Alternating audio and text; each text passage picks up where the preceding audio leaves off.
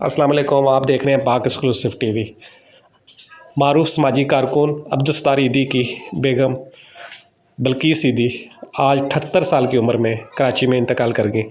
وہ گزشتہ کئی دنوں سے مقامی ہسپتال میں زیر علاج تھی۔ ان کو مختلف بیماریاں تھیں۔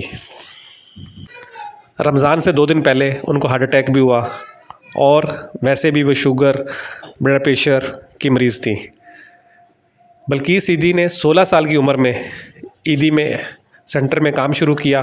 اس کے بعد انہوں نے بلقیس ایدھی نے عبدالستار ایدھی سے شادی کر لی اور عبدالستار ایدھی کے انتقال کے بعد وہ اس ادارے کی چیئرمین تھیں اور مختلف سماجی کاموں میں ابھی بھی اس عمر میں بھی بڑھ چڑھ کر حصہ لیتی تھی اور ادارے کو بہت فعال طریقے سے چلا رہی تھی۔ اللہ تعالیٰ ان کی مغفرت فرمائے، ان کے سماجی کاموں کو، ان کی اولاد کو آگے بڑھانے کی توفیق عطا فرمائے۔ آمین ثم آمین۔